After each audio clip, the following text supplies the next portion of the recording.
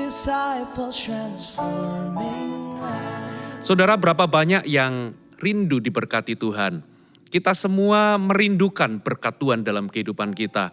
Mazmur 127 berkata, "Jikalau bukan Tuhan yang membangun rumah, sia-sia usaha orang membangunnya. Jikalau bukan Tuhan yang menjaga kota, sia-sialah para pengawal itu menjaga kota." Dengan kata lain, kalau bukan Tuhan yang memberkati kehidupan kita, maka tidak ada hal yang positif yang kita bisa hasilkan dalam kehidupan kita. Dengan kata lain, kita setiap waktu membutuhkan berkat Tuhan. Kita nggak boleh menjadi sombong dan berkata, aku bisa berhasil, aku bisa sukses, aku bisa hari ini hidup itu karena kepandaianku cari duit, karena kepintaranku, karena kehebatanku. No. Hari ini keluarga kita atau siapapun kita, kalau hari ini kita itu bisa sukses, bisa hari ini kita ini bisa makan, itu semua karena berkat Tuhan. Kita semua ingin diberkati. Dan berkat itu adalah bukan sesuatu yang Tuhan bisa kerjakan, tapi berkat itu adalah karakter Tuhan. Saudara, maksudnya begini, Tuhan itu memberkati bukan karena dia bisa melakukannya, tapi memberkati itu adalah sesuatu yang lahir dari siapa dirinya. Tuhan kita adalah Tuhan yang suka memberkati. Nah, hari ini berapa banyak di antara Anda yang sungguh-sungguh rindu untuk menikmati berkat-berkat Tuhan. Nah, disinilah ada banyak orang keliru Bapak Ibu. Banyak orang mengejar berkatnya, tapi tidak mengejar menjadi pribadi yang diberkati. Saudara, berkat itulah yang namanya hasil atau akibat. Tapi penyebabnya adalah Anda perlu menjadi pribadi yang diberkati Tuhan. Itulah sebabnya hari ini saudara, saya ingin kita semua belajar dari Elia. Bagaimana menjadi pribadi yang diberkati Tuhan. Mari kita buka sama-sama di 1 Raja-Raja pasal yang ke-7, 1 Raja-Raja 17. Kita baca mulai ayat yang pertama, kita akan kupas ayat per ayat. 1 Raja-Raja pasal 17. Lalu berkatalah Elia orang Tisbe dari Tisbe Gilead kepada Ahab, "Demi Tuhan yang hidup, Allah Israel yang kulayani, sesungguhnya tidak akan ada embun atau hujan pada tahun-tahun ini kecuali kalau kukatakan." Kemudian datanglah firman Tuhan kepadanya, "Pergilah dari sini, berjalanlah ke timur dan bersembunyilah di tepi sungai Kerit di sebelah timur sungai Yordan. Engkau dapat minum dari sungai itu dan burung-burung gagak telah kuperintahkan untuk memberi makan engkau di sana." Lalu ia pergi dan ia melakukan seperti firman Tuhan. Ia pergi dan diam di tepi sungai Kerit di sebelah timur sungai Yordan. Pada waktu pagi dan petang burung-burung gagak membawa roti dan daging kepadanya. Dan ia minum dari sungai itu. Saudara, cerita tentang Elia ini tiba-tiba muncul dengan sebuah pembukaan dikatakan, berkatalah Elia orang Tisbe dari Tisbe Gilead kepada Ahab.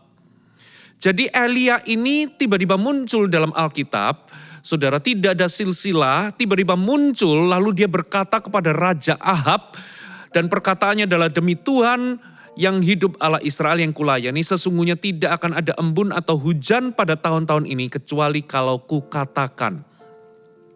Dari mana Elia ini muncul? Kita nggak tahu silsilahnya siapa Elia, backgroundnya bagaimana, masa kecilnya bagaimana, saudara. Tapi tahu-tahu dia itu mengucapkan sesuatu kepada Ahab, dan apa yang dia ucapkan ini sesuatu yang membuat dia itu akhirnya dikejar-kejar untuk dihukum mati. Karena apa yang diucapkannya ini betul-betul terjadi, tapi sayangnya ini bukan bersifat positif. Karena Elia berkata, tidak akan ada hujan selama 3,5 tahun kecuali kalau kukatakan. Dan gara-gara itu saudara, Elia itu dikejar-kejar, dicari-cari menjadi buronan. Saudara, nah dengan kata lain, poin yang pertama untuk menjadi pribadi yang diberkati Tuhan, pertama-tama Anda perlu untuk bergantung kepada perkataan Allah. Anda perlu menjadi pribadi yang bergantung kepada perkataan Tuhan.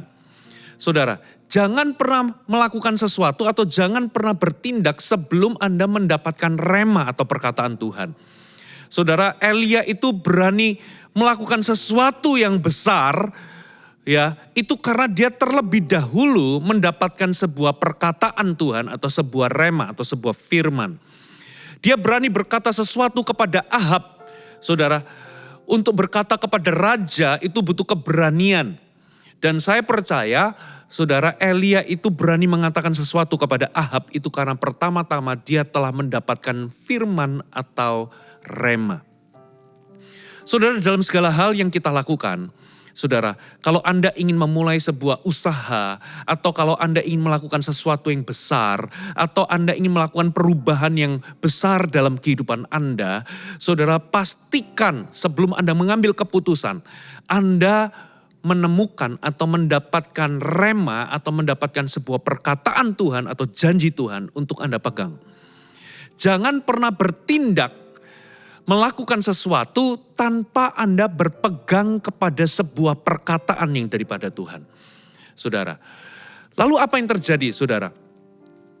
Gara-gara Elia mengatakan gak ada hujan selama 3,5 tahun, dia harus mendapatkan akibat dari perkataannya. Ia juga mengalami apa yang dia katakan sendiri. Ia mengalami yang namanya masa kekeringan, saudara. Lalu apa yang terjadi, saudara? Dikatakan di ayat yang kedua, lihat. Kemudian datanglah firman Tuhan kepadanya. Dengan kata lain, saudara, setelah Anda mendapatkan firman atau rema, bukan berarti hidup ini tidak ada masalah. Elia setelah dia dapatkan firman Tuhan, gara-gara dia mengucapkan firman itu, saudara, ia sendiri pun mengalami bahwa dia nggak ngalami hujan, ia pun kekeringan. Lalu apa yang terjadi ketika dia menghadapi masalah ini? Dikatakan datanglah firman Tuhan kepadanya. Saudara, datanglah firman Tuhan kepadanya. Dengan kata lain, saudara, hidup kita ini walaupun dituntun sama Tuhan, saudara, dipimpin sama Tuhan, tidak berarti serta-merta hidup kita ini bebas dari hambatan, bebas dari masalah, bebas dari pertentangan, saudara, atau sesuatu yang menghambat kita. No. Ya, hanya gara-gara kita dipimpin oleh Tuhan bukan berarti hidup kita ini bebas dari masalah. Tapi kabar baiknya di sini, saudara. Perhatikan Elia, sebelum dia melangkah atau melakukan sesuatu yang besar, dia mendapatkan pimpinan Tuhan atau mendapatkan rema atau perkataan Tuhan. Lalu ketika dalam perjalanannya, saudara, ia mendapati sebuah persoalan atau masalah. Ya, kali ini adalah masalahnya adalah kekeringan karena dia juga mengalami ya apa yang dia ucapkan, saudara. Ternyata ia bergantung kepada perkataan Tuhan. Ingatlah, di dalam setiap masalah kita selalu ada rema. Di dalam setiap pergumulan selalu ada tuntunan. Saudara, jadilah pribadi yang bergantung kepada perkataan Tuhan. Lalu apa yang terjadi? Dikatakan begini, pergilah dari sini, berjalanlah ke timur, dan bersembunyilah di tepi sungai Kerit, di sebelah timur sungai Yordan. Engkau dapat minum dari sungai itu dan burung-burung gagak telah kuperintahkan untuk memberi engkau makan di sana. Dikatakan begini, pergilah ke timur, bersembunyilah di tepi sungai Kerit, sebelah timur sungai Yordan. Ternyata di situ Tuhan berkata engkau dapat minum dari sungai itu dan burung gagak, perhatikan, telah kuperintahkan untuk memberi makan engkau di sana. Lingkari kata-kata di sana. Ayat 5, lalu ia pergi dan ia melakukan seperti firman Tuhan. Saudara, menjadi pribadi yang diberkati Tuhan, poin yang pertama adalah Anda perlu menjadi pribadi yang bergantung kepada perkataan Tuhan. Yang kedua, Anda perlu hidup dalam ketaatan. Anda perlu menjadi pribadi yang hidup dalam ketaatan. Saudara, dikatakan ia pergi dan melakukan seperti firman Tuhan. Ia pergi dan diam di tepi sungai Kerit di sebelah timur sungai Yordan. Pada waktu pagi dan petang burung-burung gagak membawa roti dan daging kepadanya. Dan ia minum dari sungai itu.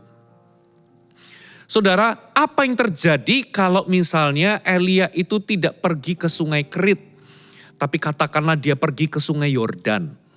Saudara, Alkitab berkata burung gagak itu Tuhan sudah perintahkan di sana. Kata di sana itu adalah sungai Krit seperti yang Tuhan katakan. Jadi ternyata berkat itu atau pemeliharaan Tuhan atau penyediaan Tuhan dalam kehidupan kita itu diperintahkan di sebuah tempat yang namanya di sana. Tempat apakah di sana? Itulah tempat yang namanya ketaatan. Saudara, kalau Elia itu tidak taat kepada apa yang Tuhan perintahkan, saya percaya berkat itu tetap Tuhan perintahkan, Gagak itu tetap bawa roti dan daging di sungai Kerit itu saudara. Tapi Elia mati kelaparan. Bayangkan kalau Elia pergi ke sungai Yordan, Bapak Ibu saya percaya burung gagaknya itu tetap datang bawa roti dan daging. Tapi Elia akan mati kelaparan. Saudara, ada sebuah tempat bagi kita yang Tuhan sediakan, itulah yang namanya tempat penyediaan, tempat mujizat, tempat terobosan dalam kehidupan kita. Tuhan memelihara kita di tengah-tengah masa kekeringan. Tuhan memelihara kita di tengah-tengah kacaunya dunia ini. Tapi tempat itu dinamakan di sana. Itu adalah tempat di mana Tuhan memimpin kita untuk taat. Ketika kita taat, saudara, kita akan ketemu dengan tempat yang namanya berkat atau penyediaan itu, saudara. Itu sebabnya menjadi pribadi yang diberkati Tuhan, Anda perlu menjadi pribadi yang hidup di dalam ketaatan. Ingat, saudara, di dalam setiap pergumulan selalu ada tuntunan. Di dalam setiap masalah selalu ada rema. Ketika Anda menangkap tuntunan Tuhan dan taat kepadanya, Anda akan melihat terobosan dan mujizat. Saudara masih ingat yang namanya Petrus sudah kerja semalam-malaman tapi ia tidak mendapatkan apapun. Lalu apa yang terjadi sementara dia melipat jala, saudara? Lalu dia mendengar Tuhan Yesus berbicara. Lalu apa yang terjadi? Yesus memberikan sebuah perintah kepada siapa? Kepada Petrus. Tebarkan jalamu ke tempat yang dalam. Apa yang terjadi, saudara? Lalu ia berkata, Tuhan semalam-malam aku sudah kerja tapi aku tidak mendapatkan apapun. Tapi karena engkau yang menyuruhnya, tapi karena engkau yang memerintahkannya. Ternyata berkat atau alamat berkat itu ada pada perintah Tuhan. Kalau kita mentaati perintah Tuhan, kita akan ketemu sama alamat berkat itu, saudara. Tapi karena engkau menyuruhnya, aku akan pergi juga. Dan ketika ia pergi, ia melihat mujizat dan penyediaan yang luar biasa yang Tuhan sediakan buat Petrus. Katakan amin. Saya percaya saudara, ada sebuah tempat di mana tempat ini berarti bagi kita sebuah tempat pemeliharaan bagi Tuhan. Di tengah kondisi ekonomi, di tengah tahun depan semua orang ketakutan apa yang terjadi, kondisi politik, kondisi ekonomi dunia dan sebagainya membuat banyak orang khawatir. Tapi ada sebuah tempat yang dinamakan di sana. Tuhan sudah sediakan penyediaan, Tuhan sudah kirimkan burung gagak di situ. Saudara, ada dua macam berkat yang Elia terima. Yang pertama adalah berkat natural yaitu sungai. Ya, sungai Kerit, air dari sungai Kerit itu bisa diminum oleh Elia. Yang kedua adalah burung gagak diperintahkan untuk setiap hari membawa roti dan daging untuk dia makan. Yang satu adalah berkat natural yaitu air sungai Kerit. Yang kedua adalah berkat supranatural di mana burung gagak diperintahkan untuk kasih roti dan daging kepada Elia. Tuhan sediakan kepada kita berkat-berkat natural dan berkat-berkat supranatural. Tapi keduanya ini hanya bisa kita peroleh dan temukan ketika kita hidup di dalam ketaatan. Saya teringat sebuah ayat Mazmur 128. Judulnya berkat atas rumah tangga. Coba perhatikan ayat pertama itu berbunyi demikian. Berbahagialah orang yang takut akan Tuhan dan hidup menurut jalan yang ditunjukkannya. Dikatakan ketika ia menikmati hasil jeripayahnya, berbahagialah engkau dan baiklah keadaanmu. Saudara, dengan kata lain kalau orang itu hidup hormat kepada Tuhan, lalu hidup menurut jalan yang ditunjukkannya, kata ditunjukkannya, jalan yang ditunjukkannya itu punya arti begini. Kita ini hidup mendekat dan melekat kepada Tuhan sehingga ia bisa menuntun dan memimpin kita. Hidup menurut jalan yang ditunjukkannya itu artinya kita ini mendekat dan melekat kepada Tuhan sehingga kita ini bisa dipimpin dan dituntun olehnya. Nah, apa yang terjadi ketika kita ini dipimpin dan dituntun dan hidup menurut jalannya? Dikatakan kita ini akan menjadi pribadi yang diberkati. Di level manapun kita, saudara, dikatakan ketika kita ini menikmati hasil jerih lelah kita, dikatakan berbahagialah engkau dan baiklah keadaanmu. Saudara, jadi ini bukan hanya tentang materi saja, tapi ini sebuah keadaan diberkati atau the state of blessedness. Maksudnya gimana? Banyak orang mengukur kalau diberkati aku harus punya materi sekian, aku harus punya uang sekian, atau aku harus sekaya sekian. No. Di level manapun Anda berada, Anda bisa diberkati atau blessed. Dengan kata lain, keadaan diberkati itu adalah Anda menerima karunia menikmati. Anda bisa menikmati berkat Tuhan dimanapun, di level manapun hari ini Anda berada. Anda gak harus punya segalanya untuk bahagia. Anda gak harus menjadi orang yang super kaya untuk bisa bahagia. Ini gak ada hubungannya dengan materi. Tapi di level manapun kita berada, kalau ada berkat Tuhan, kalau kita menjadi pribadi yang diberkati Tuhan, kalau ada berkat Tuhan di situ, kita bisa dikasih karunia untuk menikmati setiap hasil jerih lelah kita. Dan baiklah keadaan kita. Karena kenyataannya, yang pertama gak ada orang yang punya segalanya. Jadi jangan berambisi punya segalanya untuk bisa bahagia. Dan yang kedua, sekalipun engkau sudah punya banyak hal, pastilah ada hal-hal dalam hidup kita itu kita gak miliki tapi orang lain yang miliki. Tapi apakah itu membuat kita ini gak bahagia? No. Itu sebabnya Bapak Ibu, kejarlah menjadi pribadi yang diberkati Tuhan. Yaitu apa? Hormat atau takut akan Allah dan hidup menurut jalan yang ditunjukkannya. Hidup cukup dekat sehingga kita bisa melekat kepadanya untuk mendapatkan tuntunan. Nah, di titik ini saudara, itu yang namanya state of blessedness. Anda memiliki keadaan diberkati atau menjadi pribadi yang diberkati oleh Tuhan. Jadi apa saudara menjadi pribadi yang diberkati oleh Tuhan? Yang pertama, Anda menjadi pribadi yang hidup bergantung oleh perkataan Tuhan. Yang kedua, Anda menjadi pribadi yang hidup, saudara, hidup dipimpin atau hidup di dalam ketaatan akan perintah Tuhan. Hiduplah dalam ketaatan, Anda akan selalu menemukan alamat di mana Tuhan menyediakan dan memelihara kehidupan Anda. Yang terakhir, yang ketiga saudara. Coba kita baca sekali lagi firman Tuhan. Saudara, kita lompat di ayat yang, kita baca ayat selanjutnya, ayat yang ke-7. Dikatakan begini, tetapi sesudah beberapa waktu sungai itu menjadi kering. Sebab hujan tiada turun di negeri itu. Perhatikan. Ya, Tuhan memerintahkan Elia untuk pergi ke sungai Kerit supaya dia bisa minum di situ, lalu ada gagak yang kirim roti dan daging.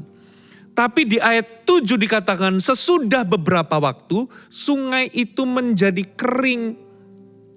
Sebab hujan tiada turun di negeri itu.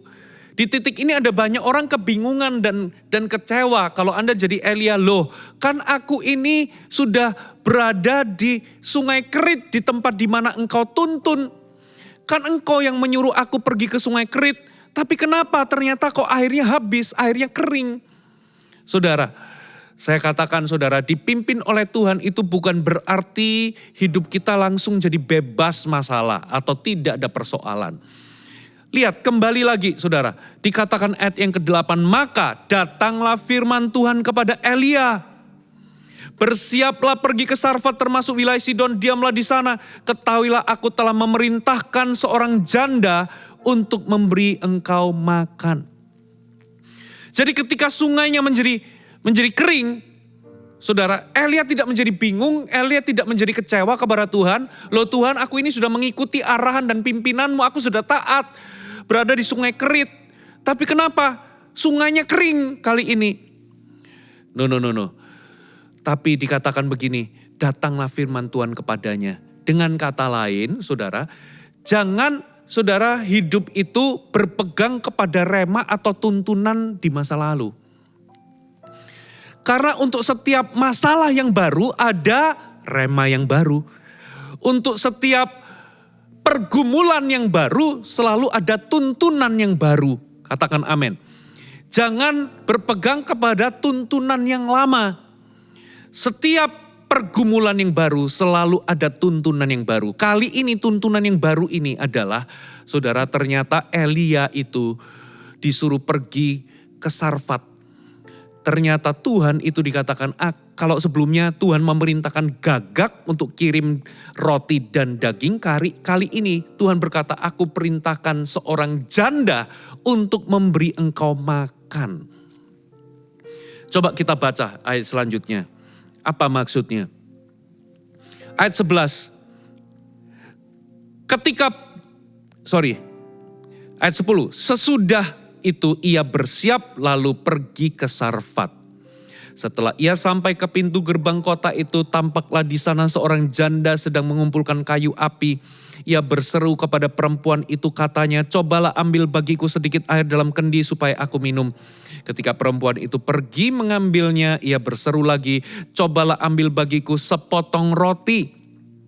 Perempuan itu menjawab, demi Tuhan Allahmu yang hidup, sesungguhnya tidak ada roti padaku sedikit pun, kecuali segenggam tepung dalam tempayan dan sedikit minyak dalam buli-buli.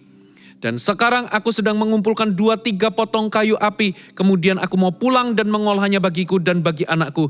Dan setelah kami memakannya, maka kami akan mati.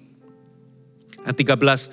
Tetapi Elia berkata kepadanya, janganlah takut, pulanglah, buatlah seperti yang kau katakan. Tetapi buatlah lebih dahulu bagiku sepotong roti bundar kecil daripadanya, dan bawalah kepadaku, kemudian barulah kau buat bagimu dan bagi anakmu.